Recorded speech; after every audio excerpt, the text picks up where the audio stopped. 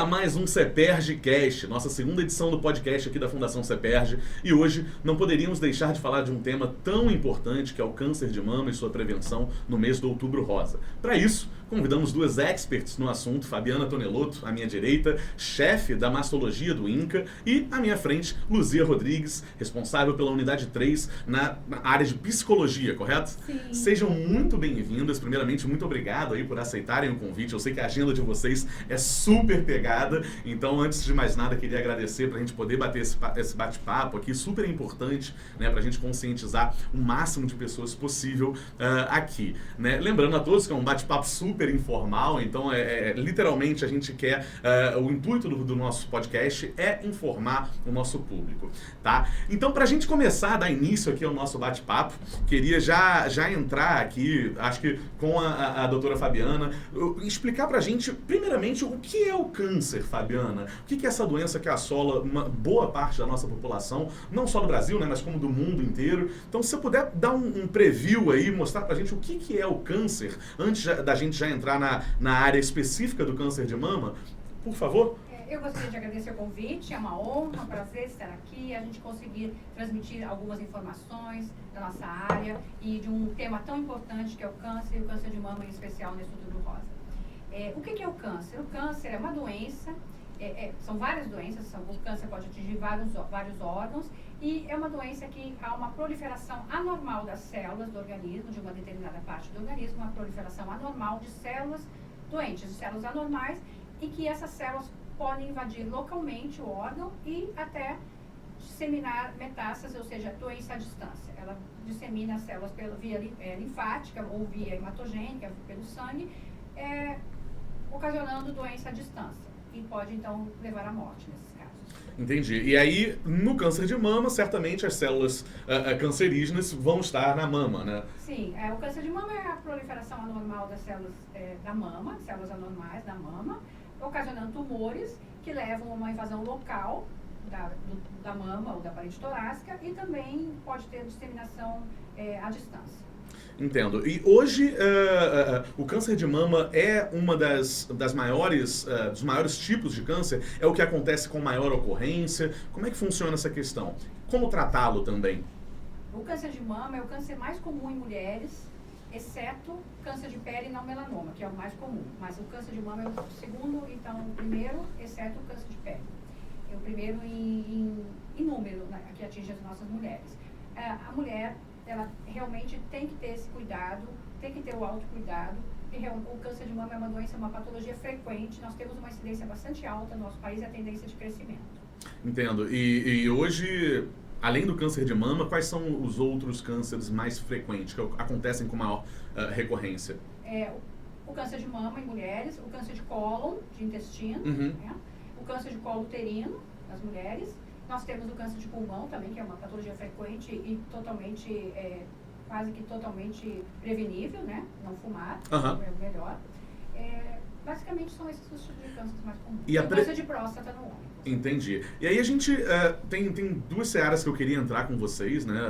Antes da gente entrar na área psicológica, eu queria entender com você, doutora, qual é a prevenção aos cânceres, né? No geral, antes da gente entrar em específico ao câncer de mama, se existe alguma prevenção específica, né, ao câncer de mama, e também depois que você já tem o câncer de mama, né, já passou da fase de prevenir, como se tratar, né?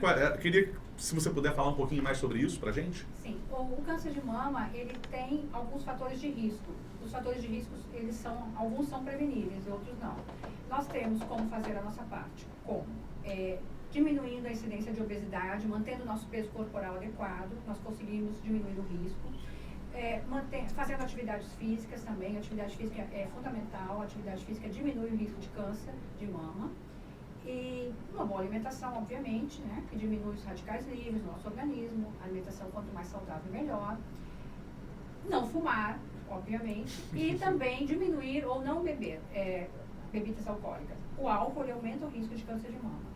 E aproveitando que esse é um tema até curioso, porque você mencionou o álcool. A gente sabe que o consumo de álcool na população mundial, né, é algo muito frequente, né? Eu, por exemplo, eu sou totalmente leigo, tá, gente? Vale ressaltar aqui. Eu vou fazer algumas perguntas talvez bem básicas mesmo. Acho que até para conhecimento meu também, que eu também não conheço muito a fundo aí o tema. Mas o álcool, então, ele é uma substância cancerígena? Sim, ele é carcinogênico. Entendi. Sim. Então, eu acho que nós devemos fazer campanhas para diminuir a ingestão, esse hábito da população, diminuir a ingesta alcoólica, porque sim, nós podemos diminuir a incidência do câncer, e principalmente do câncer de mama. 5% dos casos de câncer de mama são devidos ao álcool. Aí, gente, ó, estão vindo, né? Não bebam, gente, não bebam. Luzia, queria já entrar um pouquinho contigo também na área da psicologia, né? Porque existe todo um tratamento psicológico aí após ser detectado essa doença que assola muitas mulheres no país. Queria entender contigo como funciona esse tratamento psicológico, qual a importância dele, a recorrência, a faixa etária dessa doença. Você atende normalmente pessoas mais velhas, mais novas. Queria que você entrasse um pouquinho nessa seara. Você pode falar um pouquinho pra gente sobre o seu tratamento em específico psicológico? Luiz, primeiramente também gostaria de agradecer a oportunidade de poder falar desse tema, né, que para mim é um trabalho super importante e gratificante. Quanto ao atendimento psicológico, o hospital tem uma organização, um fluxo muito pré-definido. Agora, com a pandemia, isso sofreu algumas alterações, mas antes, principalmente, todas as mulheres que passam por cirurgia passavam por mim em um grupo de triagem, e onde o setor de psicologia era apresentado e disponibilizado para elas. E eu sempre brinco, olha, todas as outras consultas vocês precisam seguir à risca, a psicologia não, porque a psicologia depende de um desejo do paciente de falar, de estar ali. E não tem regra, então elas vão em diferentes momentos do tratamento. Algumas se angustiam antes da cirurgia, outras depois que termina o tratamento, que entra numa fase que é chamada pela medicina de controle da doença, enfim, depois que termina a quimioterapia, a radioterapia, e aí não vem mais com frequência ao hospital, e aí ficam com uma série de medos e de fantasias, então não tem um tempo certo para elas procurarem o setor. Entendo. E como você falou, né? É uma doença que é muito agressiva, né? Sim, ela envolve aí a perda de cabelo, entre outras coisas. Eventualmente, a gente vai entrar até separei esse tema, mas também eventualmente você tem que retirar a mama. E o que isso acontece? Como a mulher se sente nesses casos? É muito importante você fazer esse trabalho psicológico justamente por isso, né? Você mexe com o corpo da pessoa, é uma doença extremamente agressiva, né? Todas essas perdas, né, convocam um trabalho de luto. Luto pela perda da mama, luto, mesmo às vezes elas fazendo a reconstrução da mama, é necessário um luto, porque não é a mesma mama que ela tinha, é uma outra coisa. Luto pela perda do cabelo, e esse luto é diferente para cada uma, ele não é igual, porque cada mulher investe no seu corpo de uma forma diferente. Algumas valorizam mais a mama, outras a sobrancelha, outras o cabelo. Então, cada uma, o luto se dá de uma forma. E o luto é uma travessia, né? É um processo que requer tempo e uma certa travessia. E eu costumo dizer que o fim do luto é uma invenção. Então, cada mulher vai inventar uma forma de lidar e de recompor a perda. Entendi. E hoje, acho que essa vale a pergunta para as duas. Hoje vocês atendem mais ou menos qual faixa etária aí de mulheres, né? A faixa etária mais velha, um pouco mais nova? Como tá essa questão? O câncer de mama, realmente, ele é mais comum em mulheres mais velhas, porque está diretamente relacionado ao envelhecimento. Mas as mulheres jovens também têm câncer de mama. Então, nunca nós devemos não pensar em câncer de mama em mulheres jovens. Nós atendemos, sim, muitas mulheres jovens. Entendi. E já na área psicológica, Luzia, a gente tem algum tipo de relutância aí para ser atendida? Você estava mencionando que às vezes a paciente não se sente muito à vontade de se abrir, entre outras coisas. Existe algum tipo de relutância se a paciente é um pouco mais velha, se ela é um pouco mais nova, ela não quer falar sobre o assunto? Ou todas abraçam a ideia da melhor maneira possível e querem esse atendimento psicológico também? Essa relutância independe de idade. Aham. Ela depende de outros fatores. Às vezes a pessoa diz, olha, se eu falar vou ficar mais angustiada, eu não quero Prefere falar. não falar. Lembro de uma história de uma paciente na enfermaria, equipe de enfermagem pedindo, atende, ela está muito angustiada, ela falou, não quero falar, não quero trazer toda uma história de vida que vai me trazer ainda mais sofrimento. Tudo que eu quero hoje é um sorvete. E aí a gente viabilizou esse sorvete junto à equipe de nutrição. Uma outra também com uma demanda, a gente via claramente um sofrimento e aí não queria falar, eu sempre ia dar bom dia, internada, as pacientes internadas. E aí um dia ela disse pra mim assim, minha vida tem um limão, eu faço dele uma limonada. Eu disse pra ela, olha, o dia que você precisar de ajuda pra espremer esse limão, eu tô aqui. Justo. E isso criou uma demanda. A partir daí ela se disponibilizou a falar. Eu brinco que a gente está num terreno médico, né? Eu estou na casa dos médicos. Os pacientes vão em primeira mão procurar por médicos. Então, muitas vezes, a transferência estabelecida com os médicos, eu preciso ter essa transferência de alguma forma para mim, porque ela é o motor do meu trabalho, um vínculo, né? Transferência no sentido de um vínculo importante, um vínculo mais especial. Então, às vezes, é todo um processo, porque nem sempre o paciente vem, às vezes a demanda é da equipe. Quando o paciente vem, ótimo, é muito tranquilo de trabalhar. Isso é muito interessante, isso que você falou, eu desconhecia essa informação até então. Existe uma demanda da equipe também? Sim. Como funciona isso? Por exemplo, a doutora Fabiana mesmo uma vez me encaminhou um caso interessantíssimo. Uma paciente fugiu do centro cirúrgico. E o centro cirúrgico para fazer uma reconstrução pela cirurgia plástica. Foi muito legal esse caso. E, enfim, esse caso não viria para mim se não fosse um encaminhamento médico. Porque a paciente não procurou. Ela não queria ser atendida. Enfim, nunca passou pela psicologia sabendo que existia. E foi a partir desse encaminhamento que foi possível fazer todo um trabalho com essa paciente para ela entender o porquê. Ela não sabia o porquê dessa fuga, assim, ela estava completamente desnorteada. E foi preciso um tempo de trabalho com ela para ela entender o que se passava com ela e finalmente fazer a reconstrução da mama.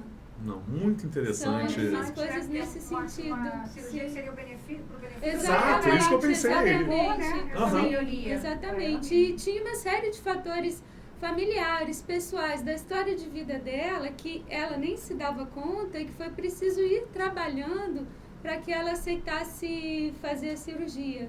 Entendi. Que ela queria, sabe? Ela dizia, é isso que eu quero muito reconstruir a minha mama, eu não entendo o que está acontecendo. E por que ela fugiu, né? Ela precisou se perguntar isso. Foi necessário todo um trabalho psicológico para chegar a essa conclusão, né? Exatamente. E isso partiu da equipe. Então, o nosso Entendi. trabalho... É muito interligado. Sim, muito interligado. É muito diferente de trabalhar num consultório particular, você sozinho ali com o paciente. E, aliás, isso já me linka a uma outra pergunta aqui, que eu achei bem interessante vocês entrarem nesse assunto, e era uma dúvida mesmo. A reconstituição da mama é feita pelo INCA mesmo? Existe esse serviço lá? Sim.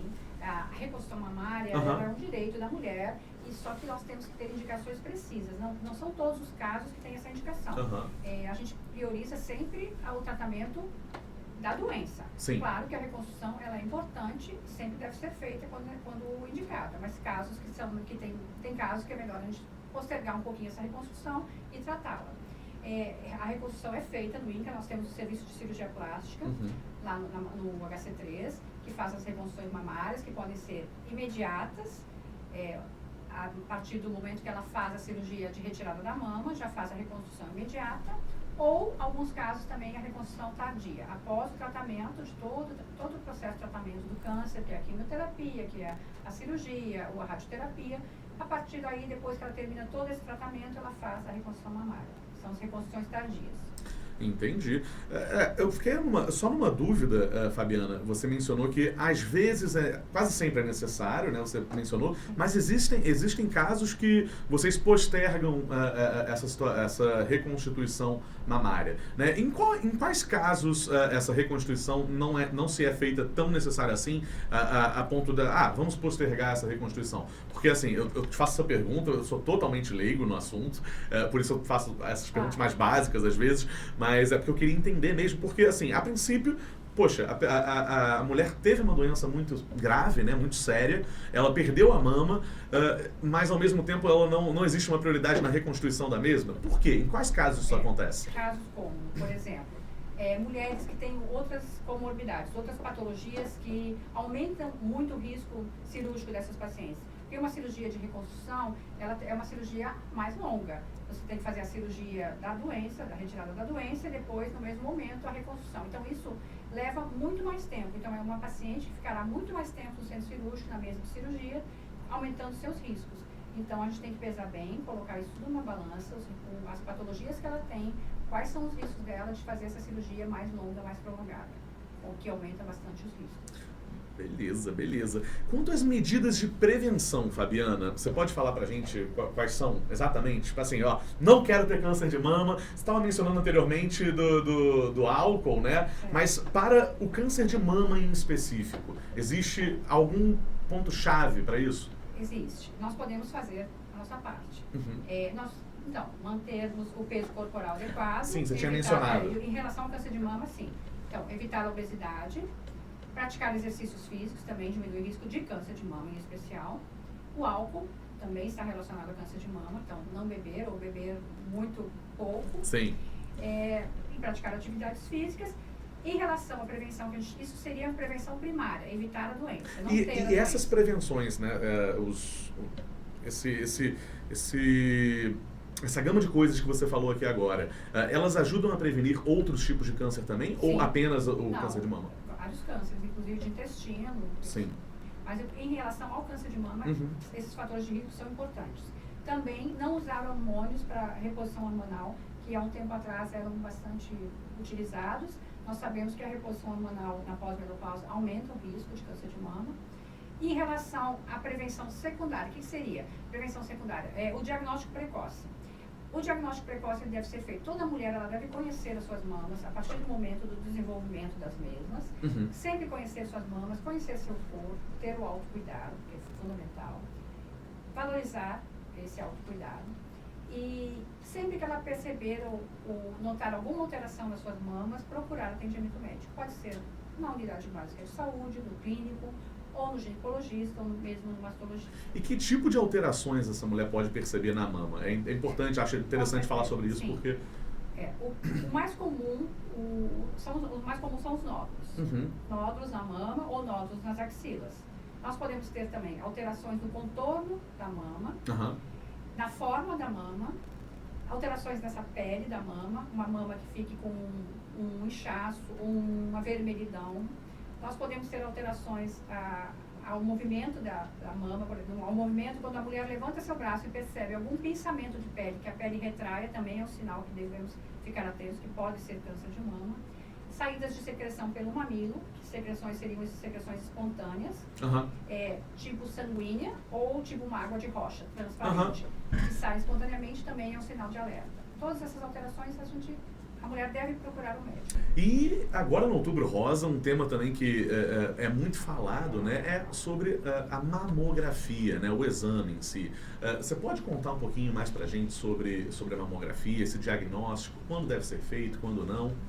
Então, os exames de imagem, os exames complementares, eles devem ser feitos sempre que a mulher apresentar alguma alteração na mama. Qualquer alteração mamária, a mulher procura o médico e o médico deve solicitar exames de imagem. Dependendo da faixa etária, mamografia, ultrassonografia mamária ou até ressonância magnética em alguns casos específicos. Em relação à mamografia, naquelas mulheres que não têm sintomas, as mulheres assintomáticas que vão fazer a mamografia para prevenção, para diagnóstico precoce, para rastreamento, mamografia de rastreamento. Essas mulheres assintomáticas, elas devem fazer mamografia dos 50 aos 69 anos, bianualmente, segundo recomendação do Ministério da Saúde e do INCA. São estudos, essa recomendação é embasada em estudos e também realizada em vários outros países. Beleza. E já entrando mais na seara psicológica mais uma vez, eu queria tirar essa dúvida com você, Luzia. Qual a importância da família nessa luta contra a doença, né? O familiar, ele tem uma posição importante nesse combate à doença? Claro, é importantíssima a presença do familiar. E tanto quanto o paciente, a doença traz uma desorganização da vida e da vida familiar também. Então, muitas vezes, um filho que sempre foi cuidado pela mãe passa a ter que cuidar. O marido que nunca cozinhou passa a ter que cozinhar. Então, mães que são matriarcas precisam abrir mão, muitas vezes, desse lugar para poder cuidar de si. Isso não é simples, nem para a própria paciente e nem para a família, porque toda uma mudança de contexto, de situação, às vezes para a paciente é muito difícil ter que abrir mão desse cuidado e pela primeira vez se permitir ser cuidada. Entendo. Então, Aproveitando esse gancho, a família ela também pode se consultar junto ao paciente com vocês no INCA? Como é que funciona? Existe um grupo de familiares que, enfim, que pretendemos retornar tão logo quanto possível, né? Sim. Com a vacinação em massa agora.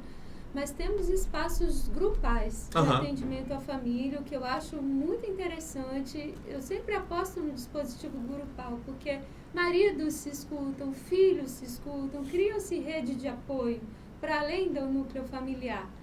Porque muitas vezes o familiar se angustia e não fala para ninguém, no intuito de poupar a paciente, que também já está angustiada, enfim, fica um velado, e aí a gente precisa fazer circular a palavra para que eles possam encontrar saídas. Acontece muito, por exemplo, da paciente ser tão poupada, que ela começa a se sentir muito mal. Ela perde o seu papel de protagonista, e aí muitas vezes também é preciso um trabalho com a família, no sentido, olha, ela é um sujeito, ela é capaz de tomar as próprias decisões. O desenvolvimento de depressão tem alguma ligação com pacientes que têm o câncer de mama, têm essa doença, ou não a incidência é pequena? Pode acontecer, sim. Mas não é algo recorrente? Pode acontecer, mas não é. Muitas vezes tem uma história prévia, uma história prévia de sofrimento ou de algum transtorno mental que se agrava com o câncer. Outras vezes isso pode ser desenvolvido a partir da doença, mas assim, não tenho um estudo agora em mente para te dizer de forma concreta, mas pela minha experiência no dia a dia, prática, não é tanto. A recorrência mais... Vamos de novo, vamos voltar, sem problema. Eu vou voltar à pergunta da incidência da depressão com o câncer. Desculpa, só dar uma dica. Tu pode falar que a depressão é muito comum, e principalmente nas mulheres com câncer, mas não tem uma relação direta, não tem como ter, não tem uma prova que tenha uma relação direta com o aparecimento do câncer. Sim, porque não tem. Sim. Porque eles acham que tem, as pessoas acham que tem. Eu pergunto mais porque assim, existe todo esse apoio da família e tudo mais, e isso, como você falou, a mulher, ela, eventualmente, ela perde o protagonismo ali, uma matriarca, e isso pode acarretar no desenvolvimento de uma outra doença psicológica, né, que seria a depressão, no caso. Então, foi mais ou menos nesse sentido que eu perguntei. Te deu dúvida aqui na hora, eu só lancei. Mas vamos lá, então, vou fazer a pergunta novamente. Já entrando aqui, você mencionou, Luzia, da falta de protagonismo, né, que a mulher acaba perdendo um pouco desse protagonismo porque ela necessita de muito mais atenção, e isso pode incidir aí acarretar, né, numa outra doença, que é a depressão, ou você não vê isso muito acontecendo? Existe alguma probabilidade maior da pessoa desenvolver essa doença também? Esse protagonismo é meu papel enquanto psicóloga ajudar a paciente a resgatar e a recuperar. Então é essencial que a gente estimule, né, que ela volte a ter um empoderamento de antes, dentro do que for possível, respeitando os limites. A incidência da depressão diretamente associada ao câncer de mama não é comum. E às vezes acontece, mas existe uma história prévia, envolvendo também outros fatores, nunca diretamente associada à doença. Envolve todo um contexto de sofrimento prévio ou de dificuldades de lidar com uma imagem que já existia antes. Entendi. Não, muito bacana. Obrigado pela explicação, Luzia. Queria passar por mais 2 temas antes da gente finalizar o nosso papo, começando pela questão da hereditariedade. Né? Por exemplo, se você tem alguém na família que teve esse tipo de câncer, né, o câncer de mama, por exemplo, existe uma probabilidade maior da filha ter, da neta, ou não tem nada a ver? Não, tem a ver. O câncer de mama, ele tem 2 tipos de câncer de mama, o hereditário e o esporádico. Sendo que o hereditário são 5 a 10% só dos casos. É bastante restrito o número. Vamos fechando, vamos começar de novo. Vamos de novo. Eu faço pergunta. Acho que a pergunta já está gravada, né, Caio? Tá? Não preciso fazer pergunta, é só começar da resposta direto. Em relação ao câncer de mama, realmente há o câncer de mama hereditário, mas ele corresponde só a 5 a 10% dos casos. Então, ele é bastante incomum. A maioria dos casos de câncer de mama são os casos esporádicos, que acontece ao acaso. Uma alteração, uma mutação na mama daquela paciente determinada. O câncer de mama hereditário, ele realmente ele está no código genético das pacientes, das mulheres, e passa de mãe para filha ou de pai para filha. O BRCA, chama-se um gene BRCA. Essa mutação realmente leva a um risco aumentado do câncer de mama. Mulheres que têm essa mutação têm até 80% de chance de câncer de mama ao longo da vida. Então, bacana entrar nesse ponto, né? É um tabu, né? A questão da hereditariedade. Minha mãe teve, será que eu vou ter também? Eu tenho mais chances de ter? Essas famílias, elas devem ser observadas de perto e devem ter o acompanhamento do especialista, com certeza. Obrigado pelo esclarecimento. E para a gente finalizar, acho importante também a gente entrar na questão de o que a mulher precisa fazer, como ela busca o tratamento, busca o atendimento, caso ela detecte algum dos sintomas que você falou, né, de alteração no movimento da mama ou um nódulo. Qual é o passo a passo? O que ela precisa fazer para ser atendida, para ser consultada, entre outras coisas? A primeira mensagem, a mensagem que a gente deve deixar é que toda mulher conheça suas mamas. Toda mulher se conheça, tenha esse autocuidado. E a partir daí, se ela notar alguma alteração, se ela tiver alguma dúvida, ela procura o atendimento médico. Como? Procurando a unidade básica de saúde da sua cidade. Na unidade básica de saúde, ela será atendida pelo médico da família, fazendo uma triagem. E a partir daí, ele pode solicitar, então, a mamografia ou algum outro exame de imagem, dependendo da faixa etária. E assim, ela poderá, se tiver alguma alteração confirmando desse exame de imagem, ela vai à biópsia e depois ao tratamento. Entendi. Ou no serviço particular, ela pode procurar seu médico. Sim. Ou seu médico clínico, ou seu médico ginecologista, ou mastologista. Foi interessante, desculpa que surgiu mais essa dúvida. Você mencionou o ginecologista também, né? Normalmente o mastologista é quem cuida da mama, correto? Sim. Qual é o vínculo do ginecologista com a mama? O ginecologista ele também examina as mamas, ele deve examinar as mamas, e ele, percebendo qualquer alteração, ele encaminha ao especialista, ao mastologista. Entendi. Tá explicado aí. Muito, muito bacana. Obrigado pelo papo, Luzia, Fabiana. Foi um prazer tê-las aqui hoje conosco. E agradecer também ao público que nos acompanha. Espero que essa conversa de hoje tenha sido esclarecedora para quem está nos acompanhando hoje. E é isso. Vocês gostariam de falar suas últimas palavras aqui para a gente fechar o programa de hoje? Sim, eu gostaria de deixar como mensagem que as mulheres se cuidem, que elas tenham cuidado com o seu corpo, que elas tenham o autocuidado, que façam o seu exame de mamas, que procurem um médico sempre que necessário, que pratiquem a sua atividade física, que encontrem um tempo para elas mesmas, que mantenham o seu peso corporal adequado, bebam pouco ou não bebam preferencialmente, não fumem, tenham uma vida saudável. Obrigado, Fabiana. Luzia? Doutora Fabiana falou um pouco de pacientes não diagnosticadas com câncer e eu queria deixar uma mensagem para as pacientes já diagnosticadas, que às vezes demoram tanto a chegar no serviço por medo, por receio, enfim. Não tenham medo, porque é importante cuidar de si. A gente sabe que o câncer, quando tratado inicialmente, tem muito mais chances de cura. E assim como a vida se reinventa, o corpo também pode ser reinventado. Elas podem encontrar outras saídas para lidar com essas perdas que o diagnóstico impõe e se reinventar na vida, no trabalho, enfim. Com certeza. Em tudo que elas entendem como medo prévio ou dificuldade, né? O tratamento é para a vida, então é importante que ele seja feito o quanto antes. Muito obrigado, Luzia, Fabiana, pelo bate-papo de hoje. Esperamos ter esclarecido um pouco mais sobre esse tema tão importante que é a prevenção quanto ao câncer de mama no mês de outubro, né, um mês dedicado a essa doença, né, a prevenção dessa doença, o Outubro Rosa. E é isso, ficamos por aqui em mais uma edição do CEPERJCast. Nos vemos na próxima vez, aí daqui a 15 dias. Grande abraço!